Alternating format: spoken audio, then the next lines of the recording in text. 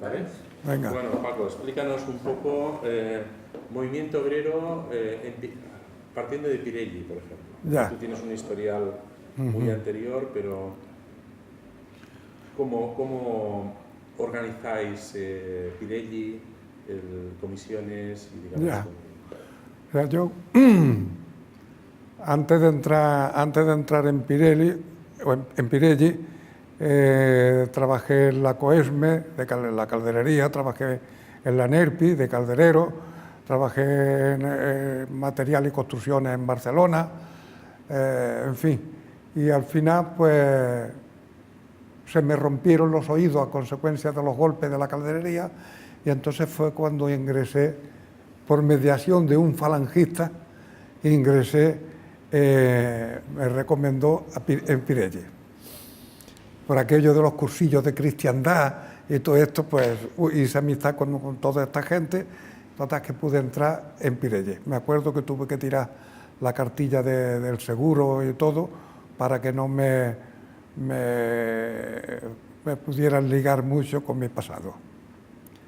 Entonces entré en Pirelli, me acuerdo, cuando entré en Pirelli éramos 4, me parece que eran 4, el Fuentes y el Pérez y un par de ellos más, el Prieto y otro más, del PSU. Y entonces cuando entré en Pirelli, como que tú ya me conoces bastante, soy bastante activo, no me estoy quieto mucho, entonces organicé el partido bastante dentro de Pirelli. Llegamos a ser 23 del partido y organizamos comisiones obreras dentro del partido. Bueno, antes de ser del partido, yo estaba en Bandera Roja, que partían nuestra bandera, la revista de Bandera Roja la repartía 50, me acuerdo, cada vez que salía, repartía 50 allá. Total, que en Pirelli se organizó bastante bien lo de comisiones, éramos lo único que existíamos, a excepción de 3 o 4 que había de la UGT, que luego la dirección fomentó la UGT dentro de Pirelli, pero prácticamente Pirelli era entera de comisiones obreras. Bueno, ya tú sabes bastante que Pirelli era una empresa muy solidaria con todo el movimiento que se ejercía no solo dentro de la comarca, sino con toda Cataluña, incluso fuera de Cataluña.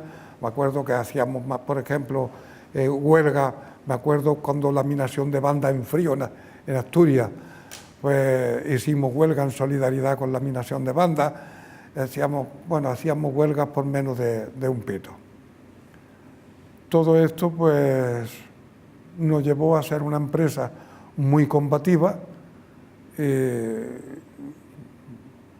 Bueno, esto es más o menos lo que yo te quería... Díganos un poco tu relación con García Nieto y con Cristianos para el Socialismo. La relación con Juan García Nieto viene aproximadamente del año 64, más o menos.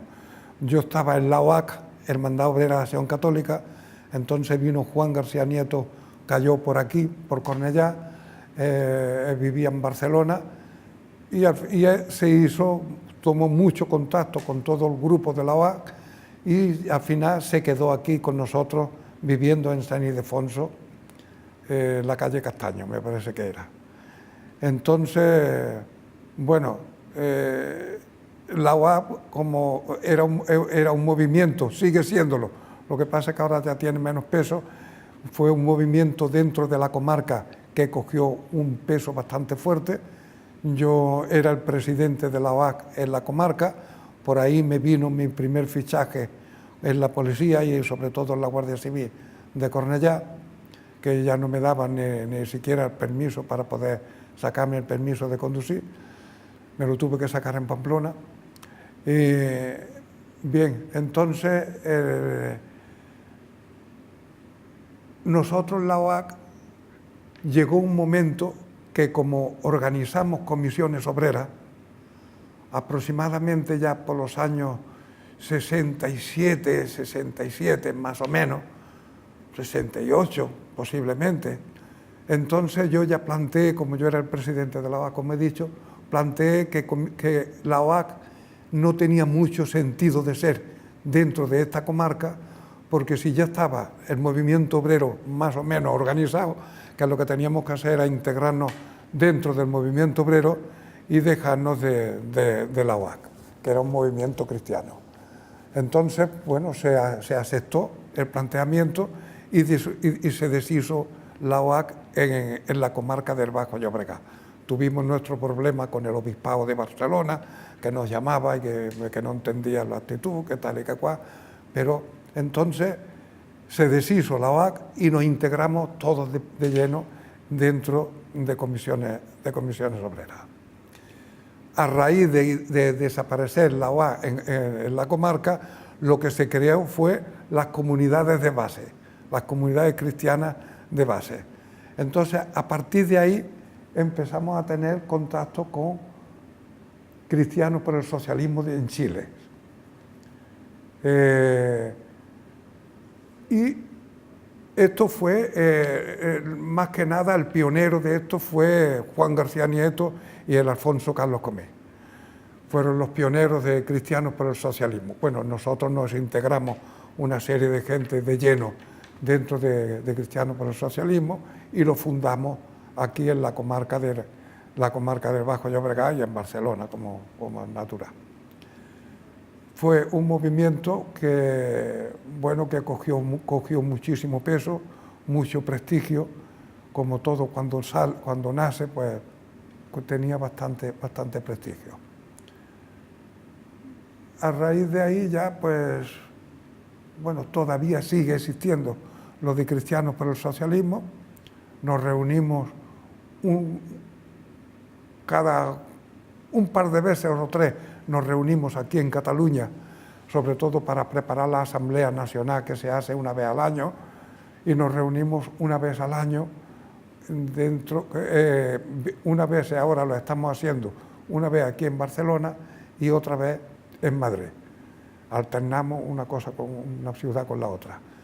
Nos reunimos a nivel nacional, se hace una especie de documento y todos son la gente de Cristianos por el Socialismo, son todos gente que en su principio estábamos y prácticamente estamos en el PSUV. Era la gente de Cristianos por el Socialismo, estábamos en el PSUV.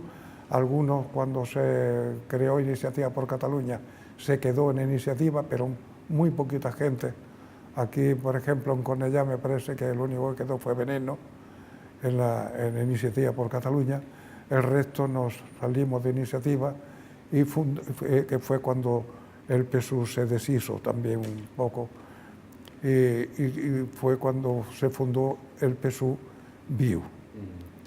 Y ahí estamos todavía en el PSUV Viu, que continúa la agrupación del PSUV Viu aquí en Cornellà, y nos venimos reuniendo cada 15 días más o menos, y ya está ahí. Explícanos un poquillo sobre comisiones de barrios y fábricas. Las comisiones de barrio y fábrica fueron incluso antes de Bandera Roja. Un grupo de gente que ahí estábamos ya, la gente de Cristianos por el Socialismo, y la gente de las comunidades de base. Fue cuando se creó lo de comisiones de barrio y fábrica. Fue una organización que venía de Barcelona. Aquí en la comarca cogió un peso muy considerable. Hacíamos nuestras revistas, teníamos nuestras máquinas para imprimir. Me acuerdo que la primera máquina para imprimir que tuvimos fue un día que asaltamos el Instituto de San Feliu. Yo no entré porque a mí me resguardaban un poco aquello de estar casado y con 5 hijas, pues me resguardaban un poco, pero estaba en el coche y nos llevamos la máquina de imprimir, nos llevamos, la multicopista y alguna cosita más, una máquina de escribir, alguna cosa, todo lo que estaba relacionado un poco con la impresión. Nos lo llevamos y lo guardamos en la carretera que va para en ese castillo viejo que había pasado el puente de Espluga, a la derecha hay una casa vieja, una especie de castillo viejo ahí. Me acuerdo, estaba la puerta rota por abajo, y no sé si fue el Emilio, quien fue, se metió por ahí metimos la máquina. Al día siguiente yo busqué sitio para la máquina y nos la llevamos a Barcelona, a casa de una compañera que era asistente social y era también monja de estas seculares. Allí la tuvimos unos días hasta que encontramos sitio para la máquina, que luego nos la llevamos la máquina a Sant Cugat, a los Hermanos de Cristo Trabajador. Allí a un sótano, nos preparamos la instalación de luz y tal y cual, y allí la tuvimos durante bastante tiempo. Incluso diría que por lo menos un par de años, o por lo menos así estuvimos. Era un poco comprometida también tenerla allí, porque allí hacíamos a veces asambleas muy masivas de comisiones obreras y tal. Y allí fue donde teníamos la máquina de imprimir. Ya te digo que la juventud o la gente joven que se movía, sobre todo dentro de Cornellá, prácticamente estaba dentro de comisiones de barrio y fábrica, hasta que nos integramos en Bandera Roja, que nos integramos todos de eso. Cuando por aquellos tiempos, esto como anécdota muy curiosa, me gusta explicarla aunque sea un momento, en aquellos tiempos yo no estaba todavía en el PSUV, pero como que tenía mucha confianza la dirección, por mediación de Juan García Nieto, que sí que estaba, aunque no los tenía callados, él estaba bastante metido con la gente del partido y todo esto. Me pidieron para ir a representar a España a la Unión Soviética para un congreso mundial de los sindicatos petroquímicos. Entonces esto fue un encargo que le hizo el Partido de la Unión Soviética al Partido Comunista de España. El Partido Comunista de España delegó en el PSUV, porque aquí es donde estaba la química a nivel de España, y el PSUV delegó en mí para que yo fuera a representar a España al sindicato al congreso que había de los sindicatos petroquímicos. Allí estuve, me parece que fueron 18 días, y me entrevisté con, me parece que era Brenet, el que estaba, incluso comí con él 2 veces juntito con él. Me pedía, siempre que comíamos juntos, siempre me pedía que hiciera ¿cómo se llama? Ahora no me sale. Que interviniera en la comida para hacer un brindis, que no me salía, hacer un brindis y tal. Entonces, pues yo hacía mis brindis, me extendía un poquito, lo relacionaba siempre un poquito de todas las luchas que había en España, la relación que había entre los exiliados políticos que se fueron a la Unión Soviética, se fueron a Moscú y todo esto. Total, que caía muy bien la cosa. Como que yo llegué en pleno franquismo, entonces claro, eso fue un acontecimiento importante, porque era la primera vez que una persona en el franquismo llegaba a Moscú a un encuentro de este tipo. Bueno, me fue bien cuando intervenía, paraban las televisiones que había, porque había televisión de varios países de la Unión Soviética, las paraban para que no me cogiera nadie, porque si no, no podía regresar. Y esto lo que hice fue que en Italia, con la democracia cristiana, por mediación de los compañeros del Partido Comunista Italiano, hicimos una especie de convenio, como que yo había estado unos días en Italia haciendo un cursillo sindical, por si acaso me detenían a la entrada en España, poder justificar que yo donde había estado había sido en Italia, porque mi pasaporte a mí no me lo firmaron en ningún sitio. el cónsul o el embajador de la Unión Soviética en Italia me hizo un salvoconducto de aquello, que era el que me firmaban a mí cuando yo pasaba por los aeropuertos y todo esto, para que el pasaporte no me lo pudieran tocar.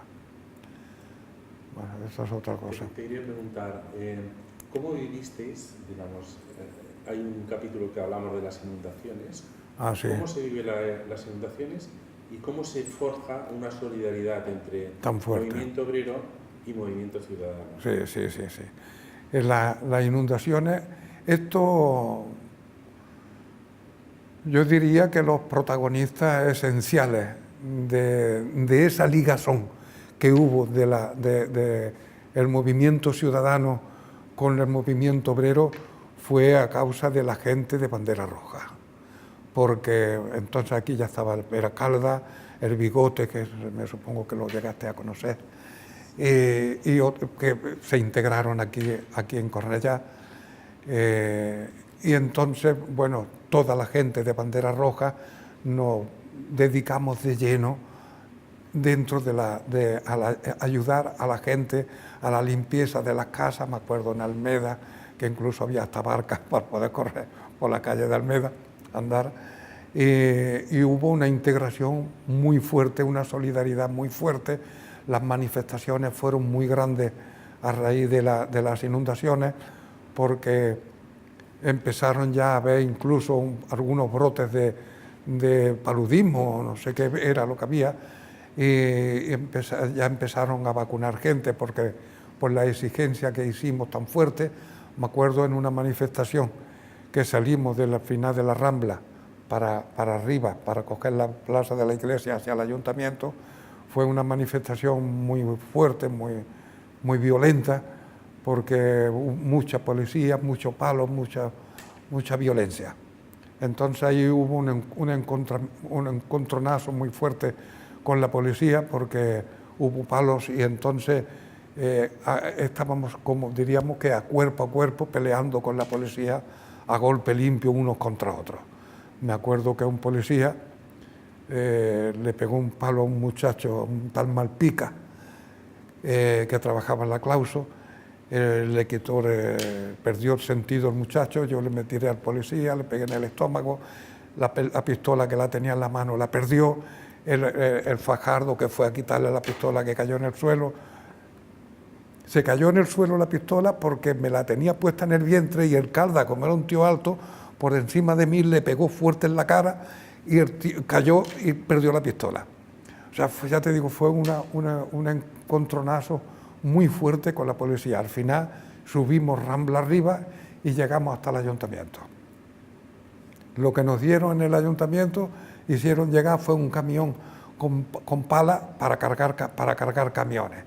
Bueno, se cogieron las palas, allí hubo otro encontronazo con la Guardia Civil. Entonces era la Guardia Civil la que estaba allí, con el sargento, un sargento que había aquí un poco loco, que le llamábamos el Chota. Y me acuerdo que el Chota, en un momento que tuvimos allí de encontronazo también, a consecuencia de un puñetazo que le di, perdió el triconio.